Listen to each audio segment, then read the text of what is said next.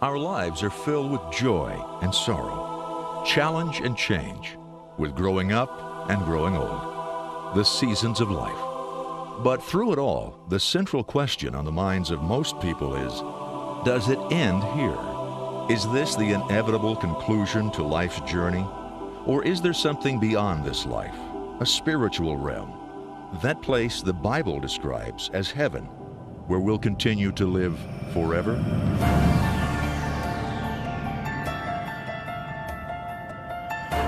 The questions are as old as humanity and as new as the latest scientific research. What about this place called heaven? A place where pain and suffering no longer exists? A place where we live with God Himself for eternity? Of course, our evidence for heaven must begin with the question of life beyond death. And while some may doubt that possibility, to others, it's not a question at all.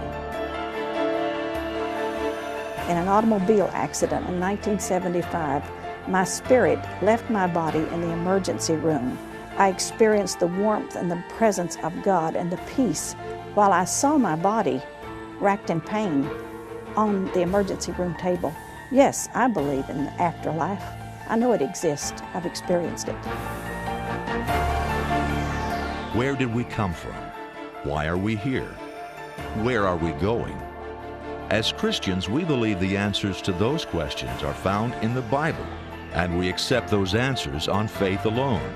But what about those who are not willing to begin their journey by faith? Those that are looking for what they consider more substantial evidence. With that in mind, it's not surprising then the level to which modern science has raised the search for heaven. Could it be they're responding to the insatiable need to know more about what life's about and what lies beyond it? Current studies reveal that the vast majority of people the world over profess a belief in life after death and in a place called heaven. Many of us believe in heaven and have at least an idea of what it's like. But for all of us, there are some unanswered questions. This search for heaven will bring us face to face with research experts, Bible scholars and scientists who've been searching for the evidence that will provide critical answers, perhaps answers to some of your questions or questions others have asked you. Certainly, we believe that our destiny is heaven, but what are the biblical signposts that will guide us on the path of discovery? Are there spiritual proofs that can be tested objectively? If we find the borders of heaven, do we also discover the gates of hell?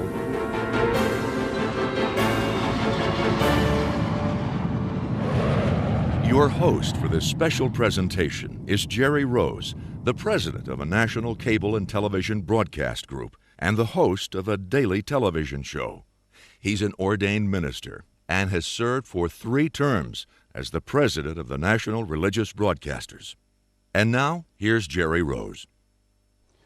In the beginning, God created the heavens and the earth. These first words of the Bible establish God as the eternal creator of all things, including heaven and earth. And from that beginning, right through to the book of Revelation, there are many references to heaven. Deuteronomy tells us heaven, even the highest heaven, belongs to God. And it was from heaven that God's voice was heard at the baptism of Jesus. Elijah went up in a whirlwind to heaven. And Isaiah implores us, lift your eyes and look to the heavens. Paul tells us he was caught up to heaven. And the book of Revelation promises there will be a new heaven and a new earth, and the dwelling of God will be with men. These and dozens of other scriptural references give us assurances that heaven is a real place. The book of Hebrews, chapter 8 and 9 teach that heaven is more real than earth itself. And it is important that we understand the realness of heaven and set our eyes on a real place where we are really going to spend eternity. Heaven is a spiritual realm, and its existence requires faith. We're told in the Bible that without faith we cannot please God, because we must come to Him by faith. Could it be that finally, after 6,000 years, evidence is emerging that could prove that heaven exists? Mighty cathedrals with lofty spires and humble village chapels, have all been built with the hope of heaven as part of the architect's plan. But from the most humble bricklayer to the most powerful king, this magnificent outpouring has its foundation in faith. Could it be that we're at the very beginning of a whole new era of knowledge and understanding? Is evidence now emerging compelling enough to convince the skeptics, even scientists? With recent advances in medical technique, more and more people are coming back from the edge of death. These medical miracles have given rise to a new phenomenon known as the near-death experience. People who apparently slip from the doctor's grasp but come back to life, so to speak, and bring with them remarkably vivid and unexplainable visions. Visions that appear to be associated with all of the beliefs we normally associate with heaven. Dr. Kenneth Ring, Professor Emeritus of Psychology at the University of Connecticut, has worked with a number of these people. In many near-death experiences, people talk about a feeling of tremendous peace and well-being. They often say that they find themselves out of their physical body and are able to see it as though a spectator to it from an elevated position. Many people describe traveling through a dark space, sometimes talked about like a tunnel, and then they find themselves in the presence of a beautiful radiating light of astonishing beauty, and where a feeling of love and great tenderness comes in. Some of these people also talk about having a life review in which they see virtually everything that's happened in their life, and then they may make a decision to go back to their body, or they may be told that they have to go back, that their work here isn't finished. Those are some of the typical features of a near-death experience. But there are other aspects of the near-death experience that appear to go beyond the memory of the event and actually center on the immediate things going on around them. In many of these instances, the evidence is very compelling. Let's begin with a recent event that took place at the Hartford Hospital. What do you got? Cardiac arrest. Epidemiology? Unknown. And perfect. Epinephrine. All right, let's go. Come on. Okay. Pulse. Lab. Breath up, please. Start CPR. Ready for birth. Clear.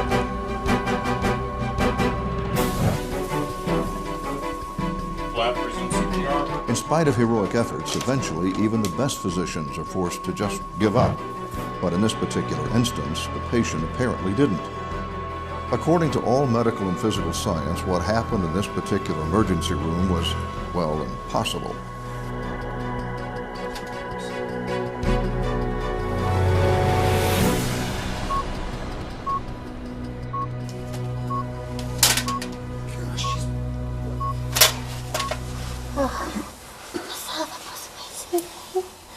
What? I saw the most amazing thing. I left my body. The woman told the doctor she had left her body entirely while those in the room had been working to revive her. She felt herself being pulled up through several floors of the hospital until she found herself on the roof. She was enjoying the view of the skyline when she noticed something red out of the corner of her eye. It was, she said, a shoe. Obviously, everyone was extremely skeptical. After all, hadn't she been completely comatose? But when Dr. Raymond Moody, author of Life After Life, heard about it, he was more inclined to accept the woman's story. Dr. Moody has researched hundreds of these kinds of events. The near-death experience is a powerful statement of the reality of the afterlife. As resuscitation techniques improve, more and more people are having profoundly meaningful experiences when they return from the verge of death. They tell us that they find themselves out of their bodies and yet still functioning and alive. As a medical doctor, I began my clinical investigations of these experiences somewhat dubious, and then quickly realized that we can only ignore the evidence for so long. Inevitably, one of those present insisted on proving the woman's story. It seemed simple enough, just have someone go to the roof and check. Eventually, the reality of what's happening begins to set in, and you become aware that the only way of accounting for the decisive commonalities in these experiences is to assume their validity.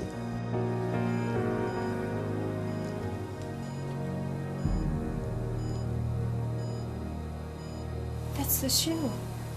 That's the red shoe. Under any circumstance, it seems highly unlikely that a woman brought in on the ground floor in a coma could have had any knowledge of a red shoe on a roof. But it takes more than anecdotal evidence, even this convincing, to achieve scientific credibility.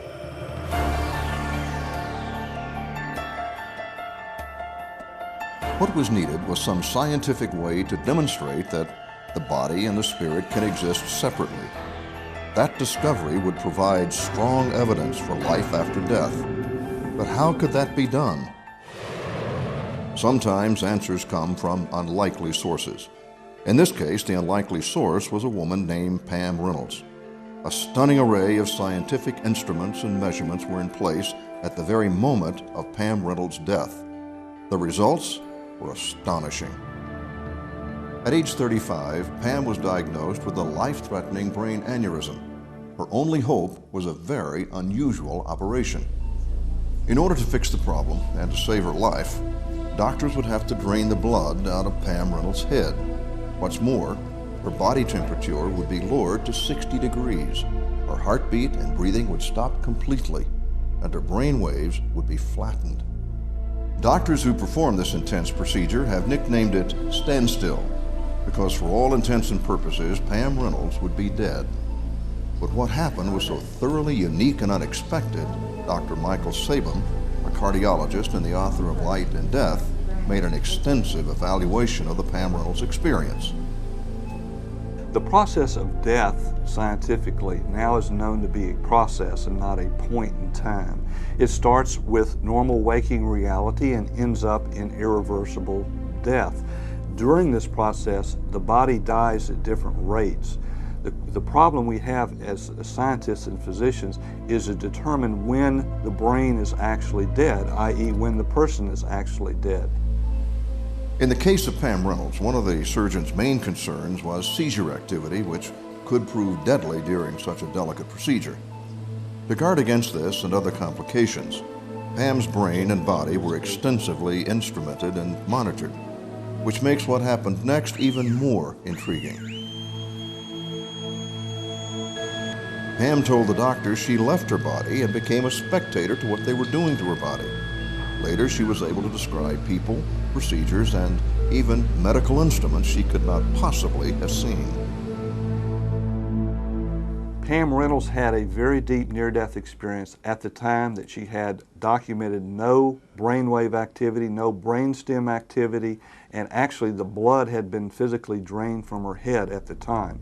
So this eliminates the possibility that this was a seizure phenomenon, because during her experience she had no seizure activity on the EEG.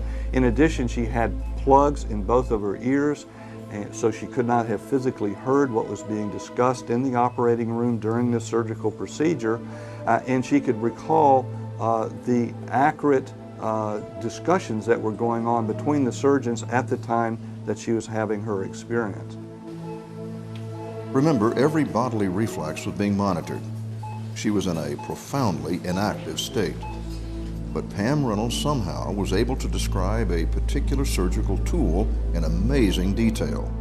A tool which she would later say looked like an electric toothbrush with a dent in it. She even noticed that the tool had interchangeable blades and that these were kept in something that she said looked like a socket wrench case. How could Pam Reynolds have described with such amazing accuracy the details of what took place in the operating room when she was, according to all monitoring devices, dead?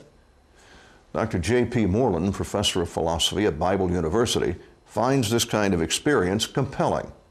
The most provocative evidence for heaven from near-death experiences seems to me to be cases where people come back from near-death experiences and they have information there's no way they could have had if they had just had a physical experience while on an operating table. For example, some people come back and they're able to recount conversations that their relatives have had 5 blocks away from the hospital. In other occasions, people have actually had experiences of objects on the hospital roof or somewhere else, where when people go to investigate whether those experiences were real, they see the objects just as the people saw them. In other occasions, people have met dead relatives that died about the same time the person died in the near-death experience. and they came back and reported the death of a relative that no one there in the operating room knew about. Now, this provides pretty strong evidence that something more is going on than just a lack of oxygen to the brain. The Pam Reynolds experience would seem to add one more bit of evidence that the spirit lives on when the body dies. But lives on where? Where does that spirit go? Are we any closer to identifying the place those spirits might reside? Perhaps we're getting closer to heaven.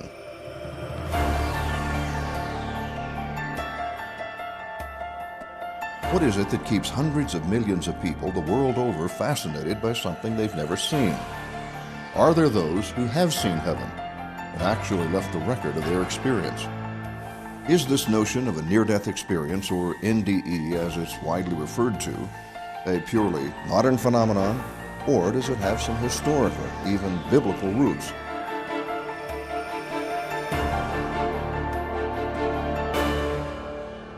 The concept of God in heaven who is active in the affairs of humankind has been an important part of biblical teaching for thousands of years and powerfully portrayed in painting, literature, and song for centuries. Interestingly, although different faiths vary slightly in their concept of heaven, all of them focus on the ideas of peace, serenity, and some sort of justice or retribution. These concepts seem to bridge all societal norms. According to a recent Gallup poll, over 70% of those polled believed in the existence of a heaven of some kind. Strong evidence indeed for the power of ideas. Or could it be the idea of a powerful God? Christianity, for example, has for centuries proclaimed that Jesus Christ died on the cross, was buried, and yet emerged from the tomb alive. This, according to the Christian view, is a matter of historical fact. The Christian viewpoint of heaven is ultimately communicated through Jesus Christ. Jesus Christ, who is God in human flesh, who demonstrated that he was God through the immutable fact of the resurrection. So his opinion is infinitely better than my opinion or anybody else's opinion, because Christ is the creator of the cosmos. Christ said he was the way, the truth, and the life, that only through a relationship with him could we be united with him for all eternity. So only those who put their trust in Jesus Christ ultimately are going to spend an eternity with him. Many people create their own ideas of the afterlife because they do not wish to accept the biblical account of heaven, because to do so necessitates a belief in hell, and it's easier to create something that is wonderful than something that is possibly degrading or eternally separated from God in heaven. Traditional Judaism also firmly believes that death is not the end of human existence. But because Judaism is primarily focused on the here and now rather than the afterlife, it leaves a great deal of room for personal opinion. It is possible for an Orthodox Jew to believe that the souls of the righteous go to a place similar to the Christian heaven, or that they simply wait until the coming of the Messiah, when they will be resurrected. And of course, there are those whose belief system excludes any possibility of life beyond the grave. The skeptic finds no comfort in either the nature of the evidence nor the amount of it. All of the commonly reported manifestations of these so-called near-death experiences can be explained in either psychological terms or in terms of drug-induced or oxygen deprivation-induced hallucinations, if you will. I can understand how someone inclined to believe in an afterlife and in heaven might interpret their experiences that way, whereas someone not oriented to that belief might be perfectly happy with a more normal explanation. But can these remarkable near-death experiences be explained away simply as psychologically conditioned responses or hallucinations? There are those who disagree.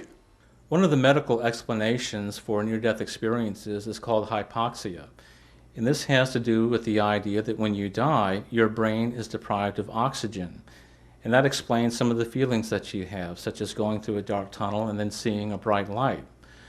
However, one thing that doesn't explain is the fact that people who go through a near-death experience can typically recount with great detail what the nurse and what the doctor said, as well as the very specific procedures that they went through in trying to save your life. So however you look at it, hypoxia and other medical explanations can't account for that one fact. In my research, I have found there to be no evidence that near-death phenomena are caused by either drug-induced hallucinations or psychological manifestations. Having a doctorate in both philosophy and medicine, I think I'm a lot more attuned to some of the profound questions that these near-death experiences raise for human consciousness. And in short, I think it's oversimplistic to say that these near-death experiences can be accounted for simply as drugs or as anoxia of the brain or by psychological factors. Once again, the skeptics find themselves at odds with the experts. But if hypoxia and drug-induced hallucinations are the problem, then there's a lot of it going on. A Gallup poll reports that 8 million Americans, approximately 5% of the adult population, have had a near-death experience. And that's just in today's world. Apparently, this out-of-body event has been going on for a long, long time. Plato wrote of it in his dialogues. We believe, do we not, that death is the separation of the soul from the body, and that the state of being dead is the state in which the body is separated from the soul, and the soul exists alone by itself. Plato frames the question as a foregone conclusion, and the Bible, written and compiled over hundreds of years, contains many stories that suggest some people have had access to the world beyond. For example, in Acts 7:55 through 56, Stephen has a pre-death vision.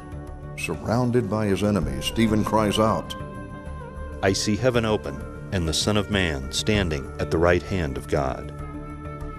And in 2 Corinthians 12, Paul describes what many think was his own near-death experience. "And I know that this man, whether in the body or apart from the body I do not know, was caught up to paradise. He heard inexpressible things, things that man is not permitted to tell." Could, in this instance, Paul have been telling us that he was actually there, in paradise? And what other evidence is there for such a place? The greatest evidence of heaven to me is the Word of God. Jesus promised a heaven to us when he said, "In my Father's house are many mansions. If it were not so, I would have told you. I go to prepare a place for you, and if I go and prepare a place for you, I will come again and receive you to myself, that where I am, there you may be also." The Bible teaches that heaven is a real place for real people who will spend a real eternity there with the Lord, enjoying all of the pleasures and benefits that have been promised by God himself. Some believe we'll be like Casper the ghost in heaven, sitting on a cloud playing a harp, but that's not it. A Bible scholar, H.A. Ironside, said, "Life in heaven will not be that unlike life here on earth," close quote. And by that he meant, we will live on an earth that will have dirt and grass and trees and other people. We'll interact with them. But most importantly, we will have eternal life. We'll live forever. Because these examples are taken from the Bible, they're accepted by believers as proof. But to skeptics, they're merely another example of anecdotal evidence. Outside of religion, there is no scientific evidence whatsoever of an afterlife or a place where any of us go other than in the ground 6 feet under pushing up daisies. That's the cold hard evidence. It's unfortunate, but if we want to think of ourselves as living beyond, we have to do so through our work or through our children, but not through actual immortality. In spite of the skeptics, researchers continuing to build a growing body of impressive evidence are far from being discouraged. While the search for heaven undoubtedly brings us face to face with the unknown and often the unexplainable, there are modern events that continue to provide us with strong evidence of the existence of heaven.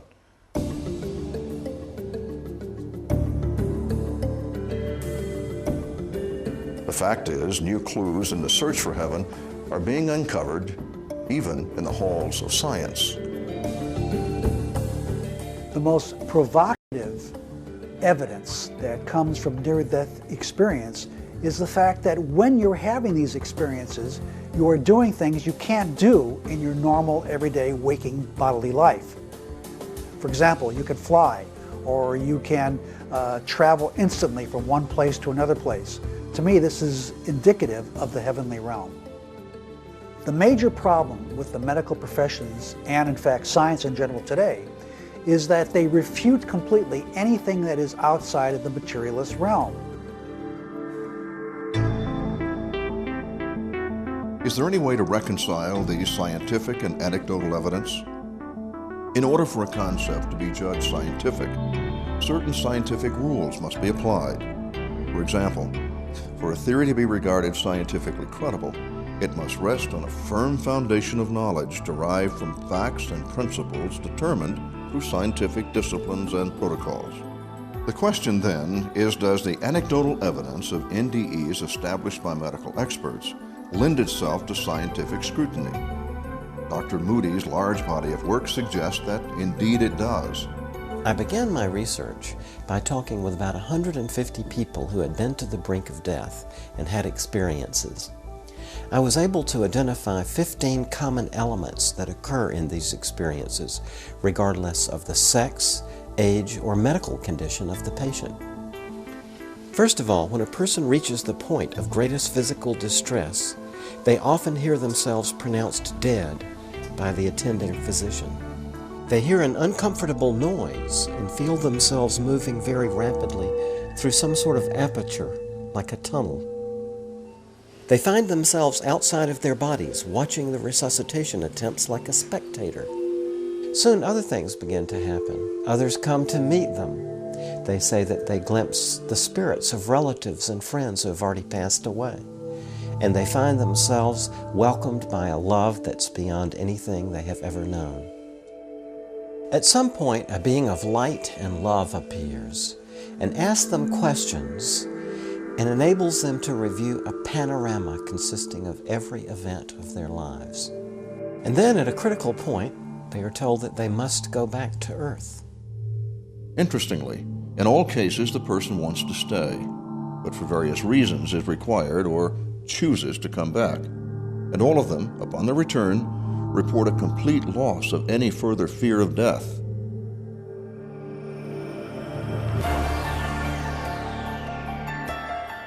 Could it be that all of these near-death experiences are actually describing heaven? And if they are, does proof of the existence of heaven also prove the existence of its dark alternative, a place called hell? Perhaps there's something to be gained from an examination of the life of the person caught up in this experience. What kind of lasting and significant changes take place in a person's life after such a traumatic event? Or does it just disappear into the forgotten shadows of memory? It's not something most people like to think about, much less talk about. But the existence of heaven, based on the readings of almost any Judeo-Christian writing, virtually guarantees the existence of its opposite domain, the fearful underworld, Hades, the kingdom of the devil, commonly known as hell. Biblically, there's going to be the physical resurrection of all people, some to eternal life, and some to eternal separation from God, His goodness, and His glory. And it is because that is what they choose. In the Christian belief, we believe in heaven and hell, because without a hell, there would be no choice. God is neither a cosmic rapist who forces His love on people, nor a cosmic puppeteer who forces people to love Him. Rather, God, the very personification of love, grants us choice. So people who have lived a whole lifetime voluntarily distancing themselves from God are not in the end going to be involuntarily dragged into His presence for all eternity. If they were, heaven would not be heaven. Heaven, in fact, would be hell. The discovery of heaven, then, is certain to confirm the existence of the place Jesus describes in Luke chapter 16. Jesus tells the story of a rich man who died and is sent to hell. He looks up from hell, where he is in torment, and he sees Abraham far away. He begs Abraham to have pity on him, because he pleads, "I am in agony in this fire." We have heard of NDEs that relate to heaven, but are there those from the dark side? As a matter of fact, there are. Howard Storm had always considered himself to be a free thinker. He was also an avowed atheist. To him, belief in God was absurd. But a trip to Paris in 1985 changed all that.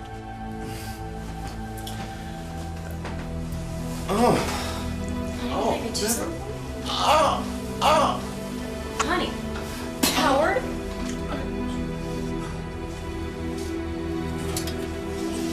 Storm was diagnosed with a perforation in his small intestines. In a Paris hospital, Howard's condition weakened until, believing he was near death, he said goodbye to his wife and shortly after slipped into unconsciousness.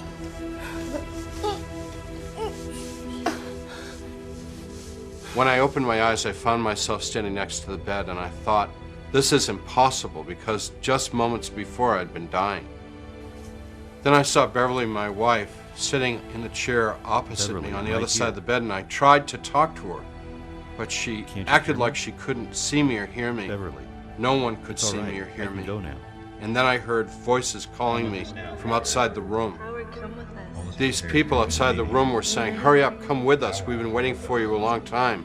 You've got to go now. And I thought they'd come to help me.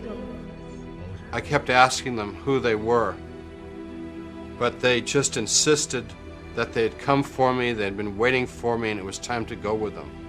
So I thought they were to take me to my operation, and I went with them. Come with us. They started to push and pull at me, yelling and screaming at me, and I fought back as hard as I could. There were dozens of them, maybe hundreds, thousands. There's no way to tell in that darkness, swarming all over me. The more I fought, the more vicious they became. To my horror, I realized that they were tearing me apart, consuming me. All of them were laughing and taunting me, and the more they hurt me, the better they liked it. As I lay there on the ground in a fetal position, trying to protect myself from their kicks and their taunting, I heard a voice say, pray to God, and I thought, I don't believe in God. How can I pray? And a second time it said, pray to God, and a third time. And it came out all mixed up with the 23rd Psalm and the Pledge of Allegiance and the Lord's Prayer, just little bits of them that I could remember. But the people around me hated any mention of God, and they were screaming at me. And in my desperation, I yelled out into the darkness, Jesus, please save me. And with that, a tiny light appeared in the darkness and became very bright. It was the most brilliant, beautiful light that lifted me up and filled me with ecstasy. And I knew absolutely that this was the Jesus that I'd believed in as a child. He took me out of that horrible place that I now know was hell, and we began to approach heaven. With Jesus and the angels that he called over to us, we went over my life from its beginning to the end, and I was so ashamed of the things that I had done in my life. But the important thing is I knew that God loved me, and Jesus and the angels loved me, in spite of the things that I had done. And eventually they told me that I had to come back into this world, which was almost unbearable to me to be separated from them. But I knew that through their love for me and my love for them, that I would never be separated from God or the heavenly beings or Jesus again. Incredible as his experience sounds, Howard Storm remains convinced it was real. In fact, that experience brought about a radical change in Howard's life and transformed him from an unbelieving atheist to a committed believer. He credits that single event for causing a complete turnaround in his life. I think the most important thing about near-death experiences is the way people's lives are changed. It has been studied by scientists that people who've had near-death experiences lose their fear of death. But more importantly, people who have had near-death experiences know that there is a governing love that rules the universe, and they want to be a part of it. And their lives are changed for the better to be a part of that love. Based on Storm's experience, heaven's counterpart, hell, is equally real. But what of those whose experience is not as chilling as Howard Storm's? It's understandable that such a dramatic encounter with hell might change a person's life, but what happens to those who experience something entirely different? one of the more famous near-death experiences, Danny and Brinkley also endured a life-altering encounter. Danny tells of his experience in complete detail in his book, Saved by the Light. But the basic facts are these. Danny was talking to a friend on the phone in the bedroom of his home in Aiken, South Carolina. Look, I gotta go. No, I just don't like thunderstorms. Danny had never been comfortable during thunderstorms, and he was anxious to get off the phone and get away from anything electric.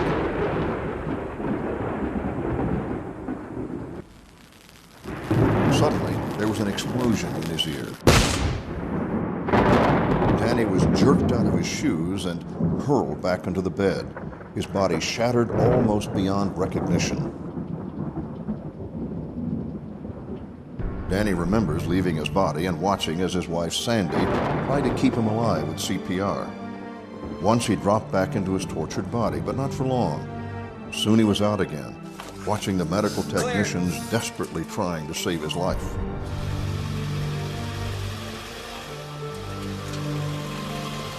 As the ambulance began to pull away, Danny saw a number of amazing things. But let's have Danny describe the experience in his own words. There was a sound of chimes as the tunnel spiraled toward me and then around me. Then all of a sudden there was no Sandy crying. There were no paramedics working on me. There was no ambulance radio chatter. There was just me and the tunnel. I looked ahead into the darkness. There was a light up there. I began to move toward it quickly as possible. I was moving without legs at a high rate of speed. Ahead the light became brighter and brighter until it overtook the darkness and it left me standing in a paradise of brilliant light. It was the brightest light I'd ever seen, but it was soothing to my eyes. I looked to my right and could see a silver form appearing like a silhouette through a mist. As it approached, I began to feel a deep sense of love that encompassed all the meanings of that word. It was as though I was seeing a lover, a mother, a best friend, and multiples 1,000-fold. This being engulfed me, and as it did, I began to experience my whole life, feeling and seeing everything that had ever happened to me.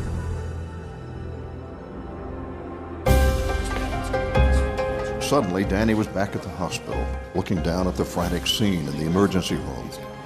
The ambulance attendants had done their best to try and revive him, but they had given up. And now as he watched, the doctors finally gave up and pulled the sheet over his head, pronounced him dead, and pushed the gurney out into the hallway. The next stop for Danny was the morgue.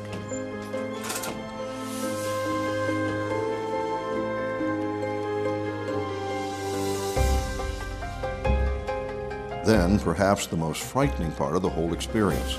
Suddenly, he was back in his body, under the sheet, looking up at it with tortured eyes. Danny couldn't move or even make a noise, and the orderlies were coming to take him to the morgue. What's more, now that he was back in his body, it seemed like even his thoughts caused him pain.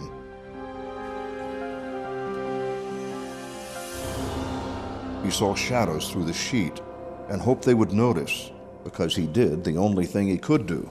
He blew on the sheet from underneath.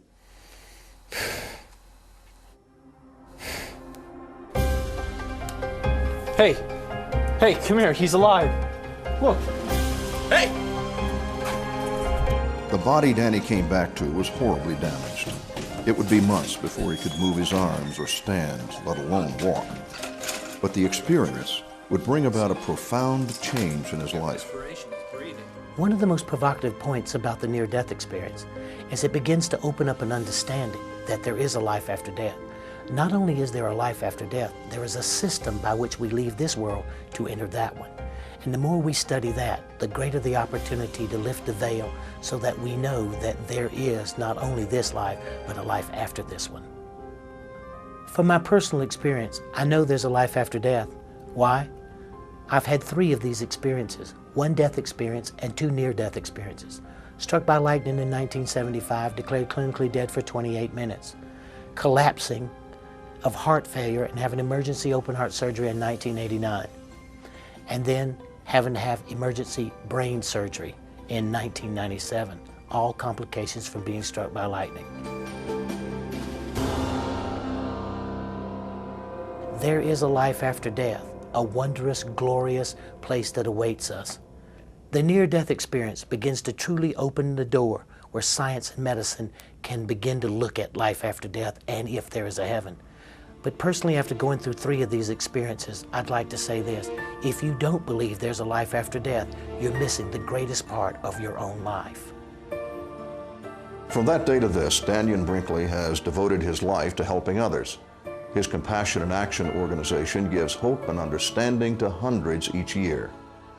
For both Howard Storm and Daniel Brinkley, a profound experience with both heaven and hell brought about life-altering changes that brought them close to God and motivated them to share God's love and compassion with others.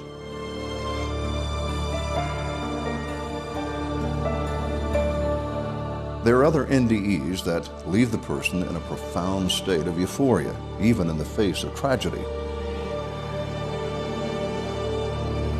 I've had a very personal experience.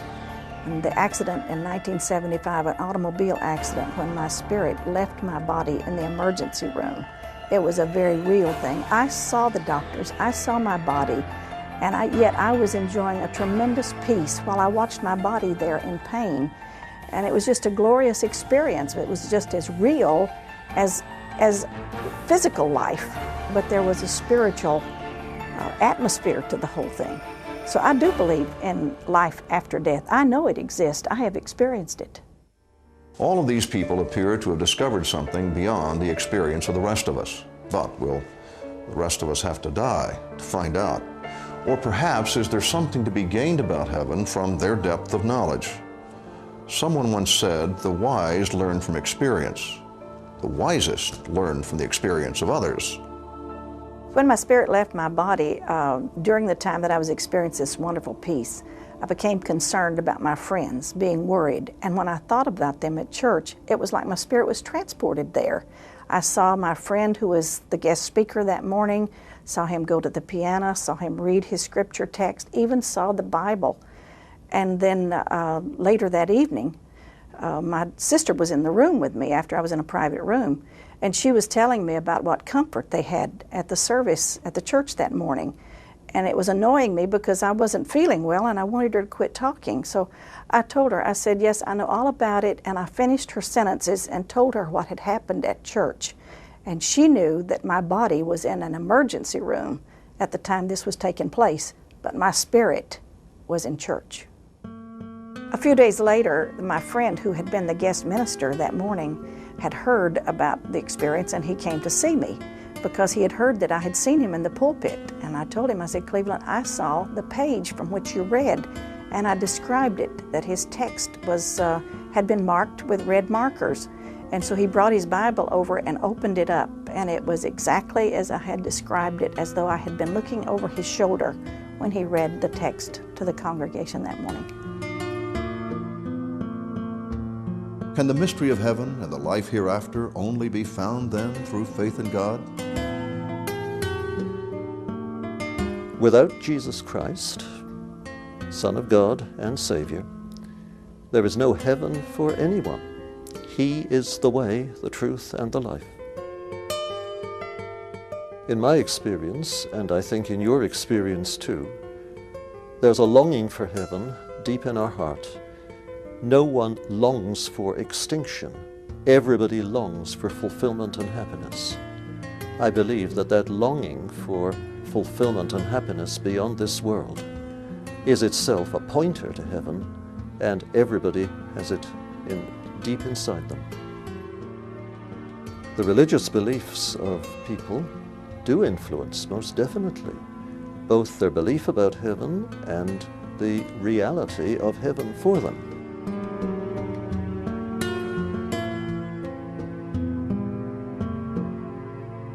For the believer, the acceptance of heaven is a matter of faith. Scientific proof, then, while gratifying, is not necessary to sustain that faith. But as the evidence for heaven gains scientific momentum, it is certain to find its way into a larger arena of public discourse. The medical community is beginning to build a scientific case with these remarkable case studies, but what other promising scientific research is going on? In science's search for heaven, there's the possibility of an answer to the whole question of creation, not just the end of life, but the beginning as well. Is it possible to determine the validity of the anecdotal evidence? What does the world of physics, mathematics, and astronomy have to say about the possibility of life after death? The evidence uncovered so far suggests not only an increasing level of awareness of the spiritual being in all of us, but a growing sense of the importance of that part of us. Due largely to the ability of modern medicine to rescue people from death, an increasing number of people are bearing witness of life beyond the grave. As our search continues, a number of highly qualified researchers are trying to discover ways to demonstrate that these experiences are fact, not fantasy. Some areas of psychological study, for example, still suggest it is our cultural conditioning that actually determines what we think about death and heaven. According to this line of reasoning, we interpret our experiences based on what we have been taught or our worldview. Could it be as simple as that?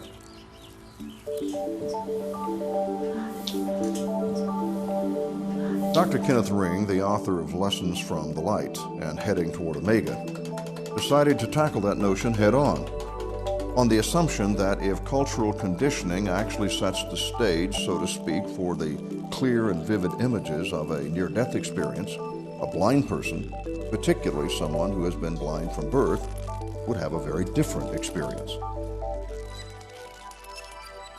I recently did a study in which I interviewed 31 persons who were blind about their near-death experiences, including a number who were blind from birth. 80% of these blind persons report being able to see things of this world during their near-death encounters.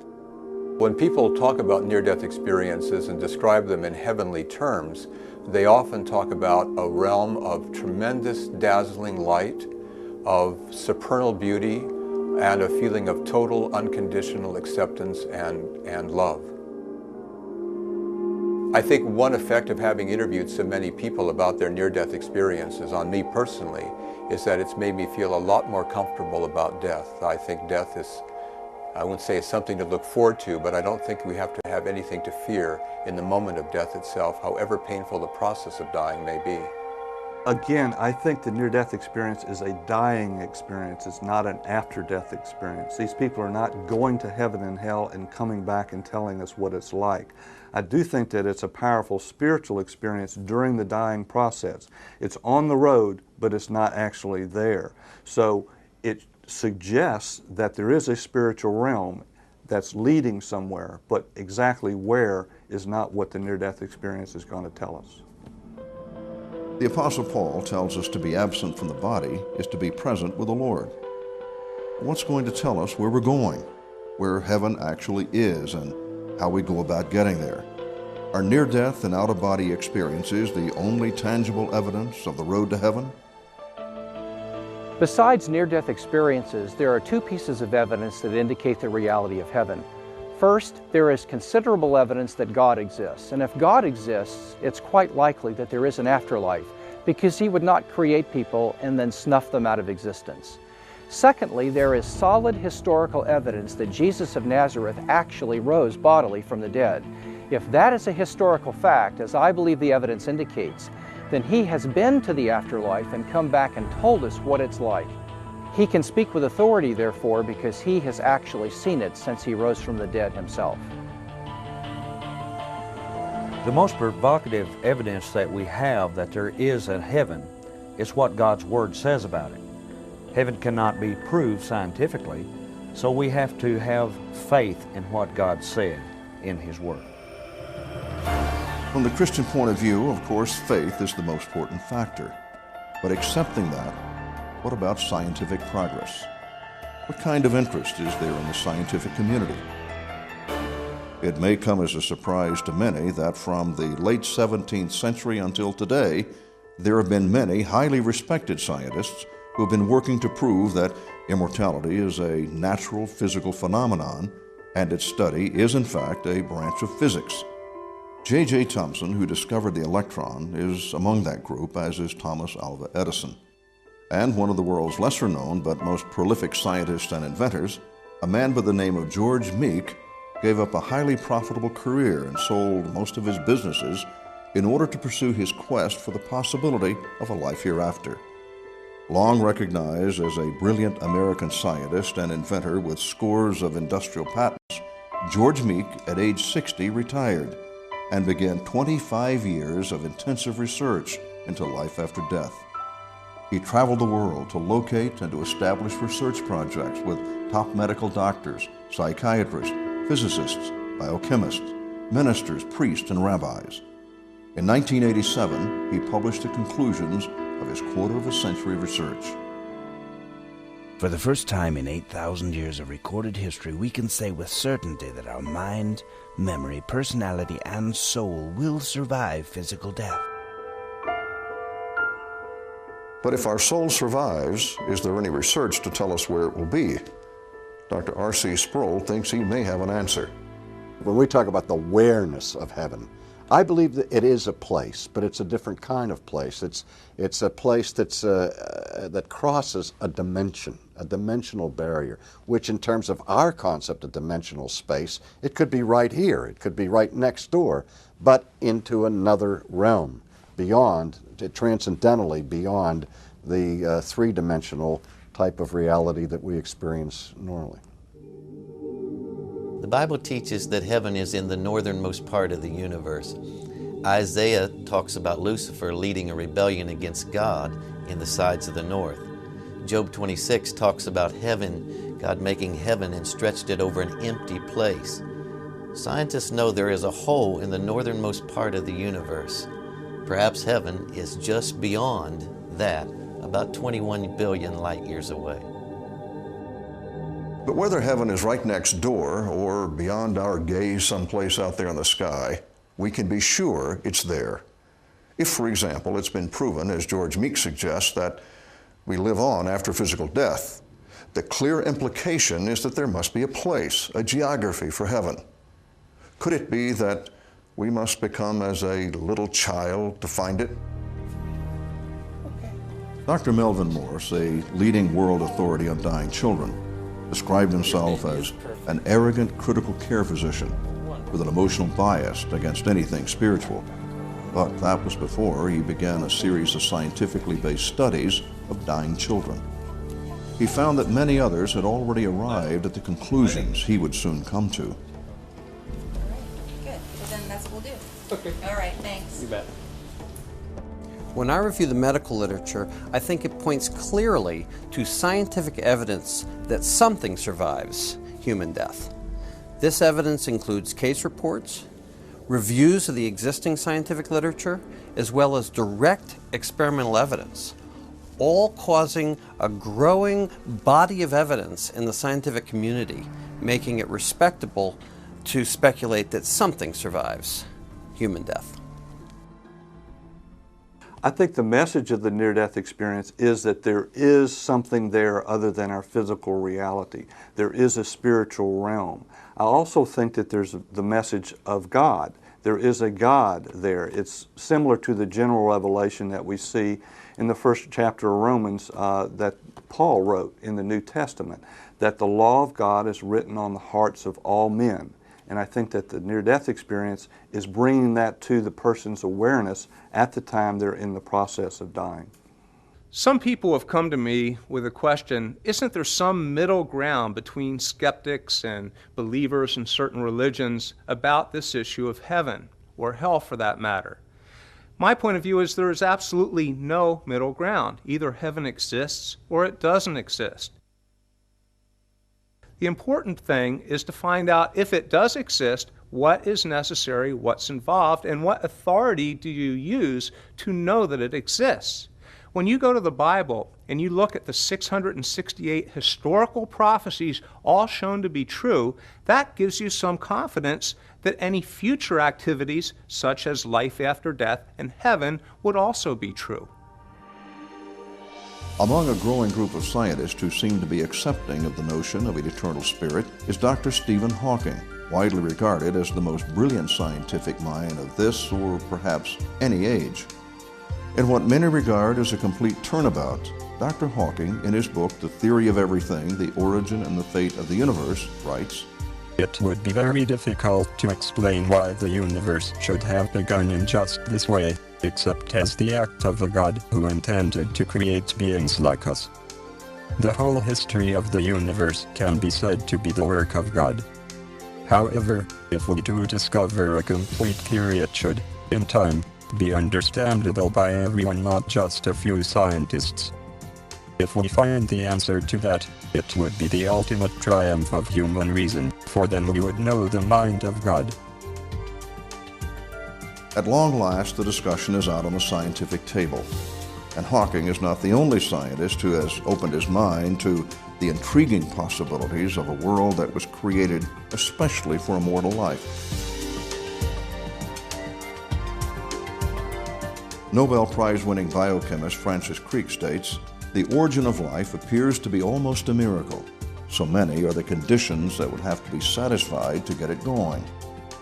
The internationally renowned physicist Paul Davies concedes that it is in the fundamental constants of nature that we find the most surprising evidence for a grand design.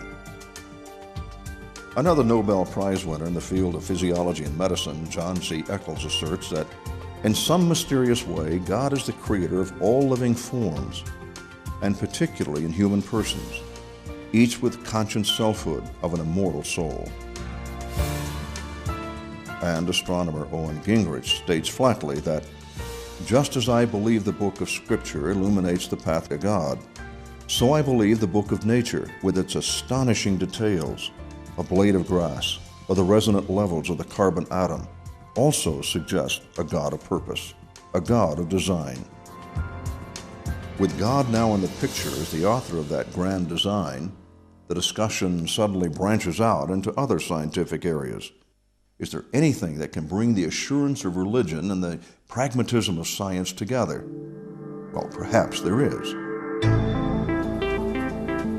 In his new book, Dr. T. Lee Bauman suggests the unifying concept may be light.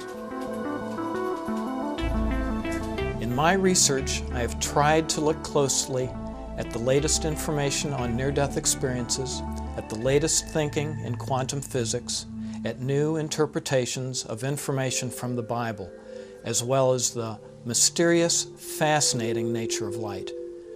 Other researchers, notably Drs. Moody and Morse, have found light to be the keynote event, the element that always leads to a transformation in their lives. But the question is, why light? Why not darkness? Physiologically, isn't death a descent into darkness?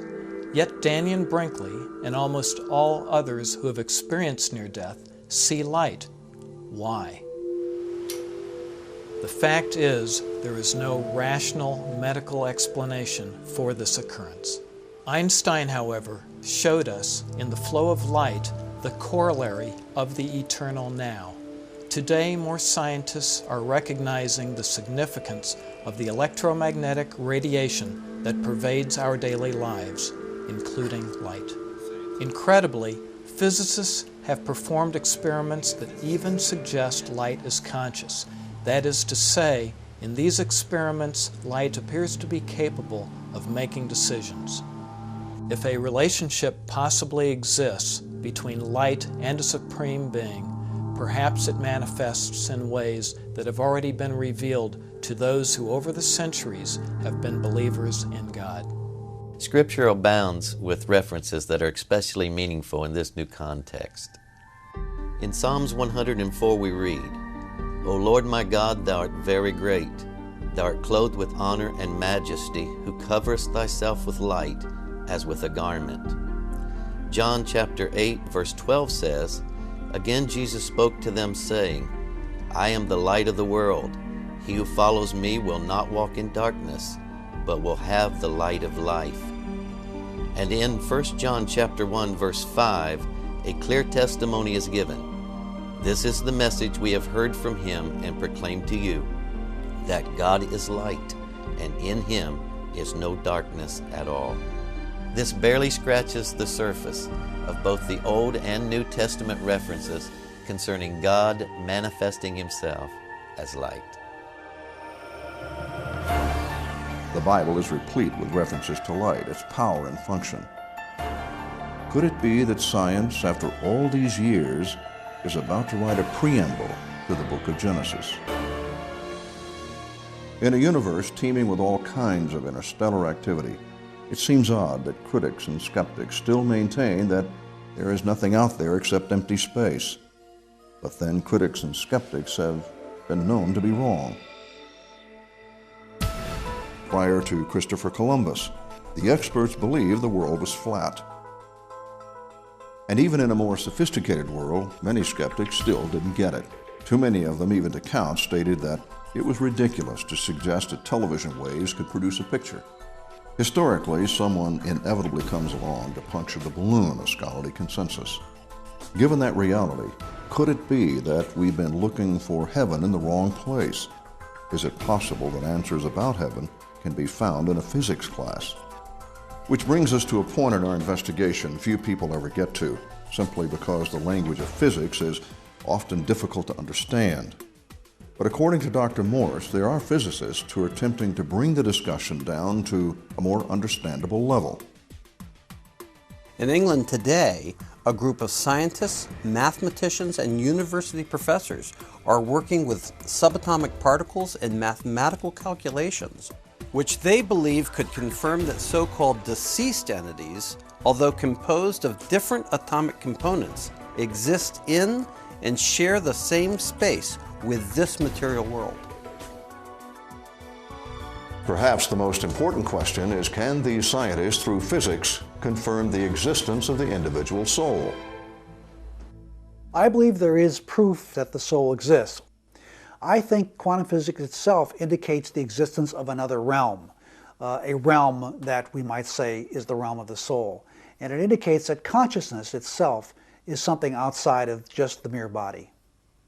Well, that certainly is an interesting concept, and it may challenge some of our traditional thinking. But the important question is, does it square with biblical truth? How does the Bible correlate with the new physics? Can it be reconciled with a scientific view? Interestingly, Dr. Sheets thinks it can. Particle physics tells us that there are possibly 11 different dimensions. When Jesus appeared to his disciples, in Luke chapter 24, he appeared to them in a closed-up room, and yet he had flesh and he had bone. He could eat and drink. How did he do that? Well, we are told that that would occur in the 6th dimension. So evidently, in a glorified body, dimensions are increased. There's a release from our dimensions now of length, breadth, and height, and dimensions are multiplied. And we are told that Jesus appearing to his disciples in a closed-up room would happen in the 6th dimension.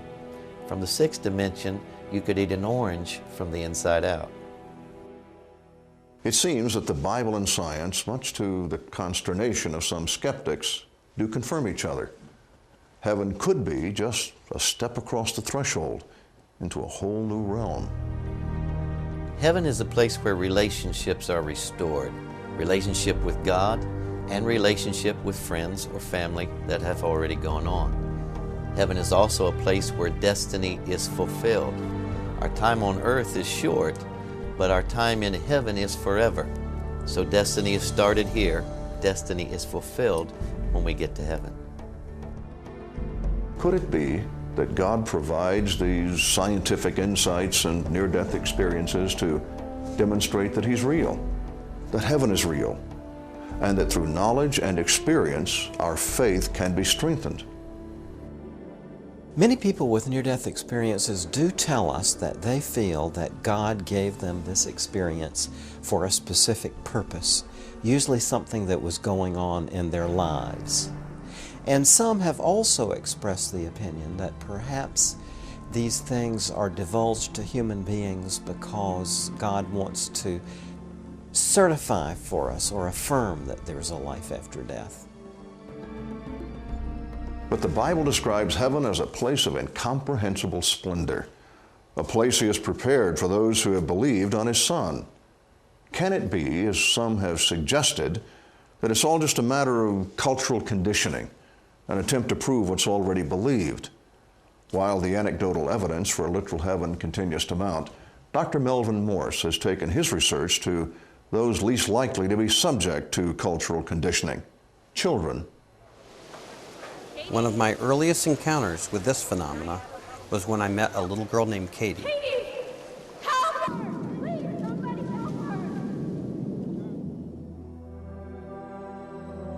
I was looking down at her lifeless body, wondering if there was any way that she could be saved. The CAT scan showed massive swelling of the brain, no gag reflex, and an artificial lung machine was breathing for her.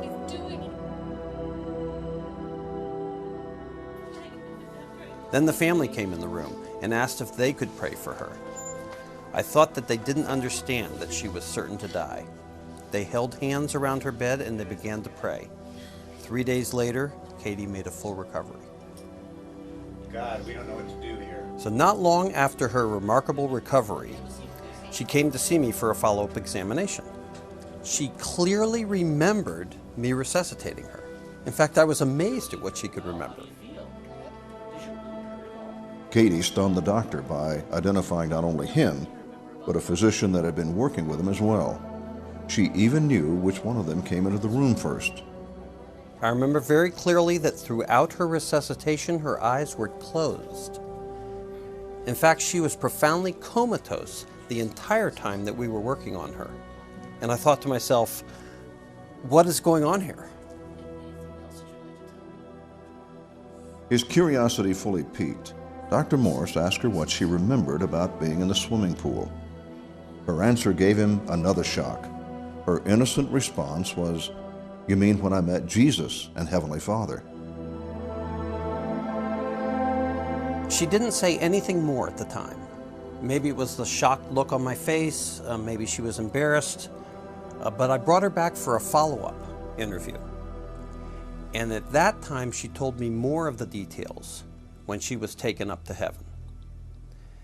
She said that Jesus told her that it was time for her to go home. And she said, "No, I want to stay here in heaven, and I'm having fun." And he then asked her, "But don't you want to see your mother?" And at that point, she returned to what we call consciousness. Did Katie actually get a glimpse of heaven? Few would argue that children like Katie have the capacity to make up such unique and detailed stories. Katie's experience certainly has similarities to many of the other NDE stories. But do all or any of these near-death experiences bring us any closer to a testimony of our own about the truth of heaven? Based on the testimony of those who say they have been there and come back, both heaven and hell are very real places. In the meantime, various sciences are testing the concept of life after death and the location of heaven against the theorems of quantum physics. While the most comprehensive and far-reaching of all modern studies states unequivocally that it can now be stated with certainty that life continues, the only question that remains is, will the evidence be believed? When Christ was on earth, he performed miracles in order to confirm who he was. He raised Lazarus from the dead. He changed the water to wine. With a touch, he healed those with leprosy and brought sight to the blind. By the power of his word, he calmed the storm and walked on the surface of the Sea of Galilee. In John 20, verses 30 and 31, we read, "Jesus did many other miraculous signs in the presence of his disciples, which are not recorded in this book.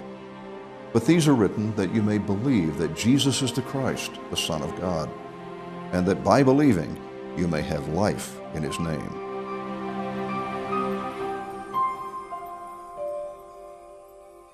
I trust you enjoyed our special look at the evidence for heaven. Perhaps it's strengthened your faith and even given you a greater understanding of heaven that will help you better share its reality with others. I think we would agree that heaven is not just a fantasy sprung from a fanciful imagination. Heaven is real. As one of our experts testified, perhaps more real than where we now stand. If heaven is real, then it's true that its dark alternative must also be real. Then perhaps the most important question of all is the question of your eternal destiny and where you'll spend it. And the amazing fact is, it's your choice.